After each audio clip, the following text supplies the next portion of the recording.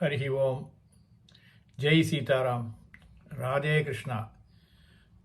அன்பு நண்பர்களே, உங்கள் அனைவரையும் எனது தெய்வீக பயணம் யூடியூப் சேனல் சார்பாக அன்புடன் அழைக்கின்றேன்.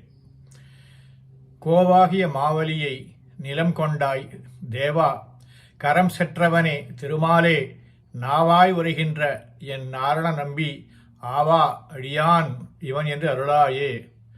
இது நம்மாழ்வார் அருளிய மங்களாசாசனம், திருவாய்மொழியாகும்.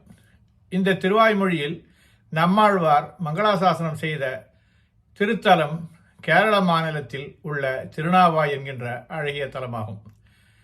வைஷ்ணவ ஸ்தலங்களில் 108 திவ்யதேசமாக கருதப்படுகின்ற திருத்தலங்களில் 13 மலைநாட்டில் இருக்கின்றது.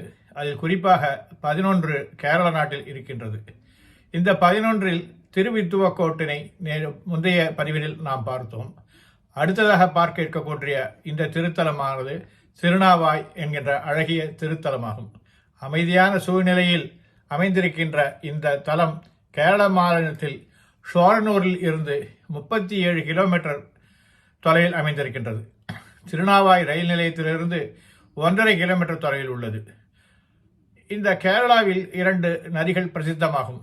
ஒன்று சபரிமலை என்றாலே நமக்கு நினைவுக்கு வருவது பம்பா நதி, மற்றொன்று பாரத புழாவாகும். இந்த பாரத புழா ஆற்றின் கரையில் அழகான திருக்கோயிலை கொண்டுள்ளது இந்த திருநாவாய் என்கின்ற திருத்தலமாகும். இந்த திருக்கோயில் எதிரே உள்ள பாரத புழா ஆற்றின் மறுகரையில் சிவாலயமும் பிரம்மனுக்கு ஓர் ஆலயமும் இருக்கின்றது. அதனால் இது மும்மூர்த்தி ஸ்தலம் என்று அழைக்கப்படுகின்றது. இங்கே நவயோகிகள் வந்து தங்கியதால் இது நவயோகி நகரம் என வழங்கி பின்னர் திருநாவாய் என மறிவிற்று.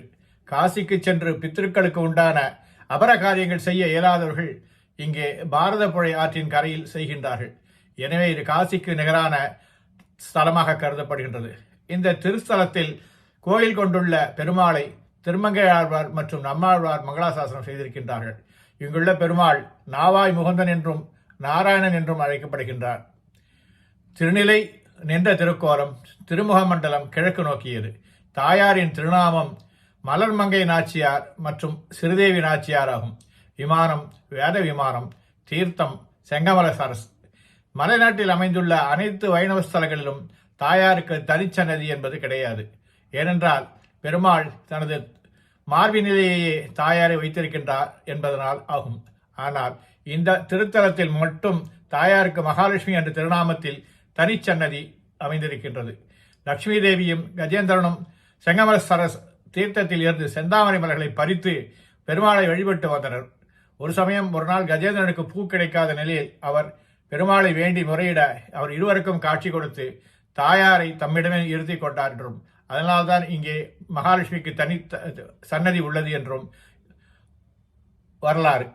வேறு எந்த இடத்தில் யாகம் செய்தும் அதன் முழு பலனை அனுபவிக்க இயலாதவர்கள் பல்வேறு காரணங்களினால் தொடர்ந்து திருமாலுக்கு பூஜையோ அபிஷேகம் அல்லது வேறு ஒரு கைங்கரியமோ செய்ய இயலாதவர்கள் இங்கு ஒரு தடவை வந்து முறைப்படி ஹோமம் செய்தால் காரியங்கள் பலிதமாகும் என்று சொல்லப்படுகின்றது. கல்யாணங்கள் கூடி வரும், கஷ்டங்கள் நோய்கள் விலகும், பகவானுடைய அருளும் கிடைக்கும் என்பது நம்பிக்கை.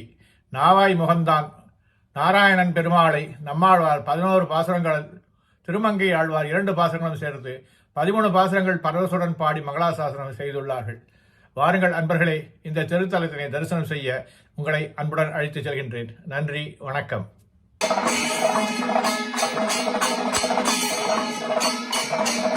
Thank you.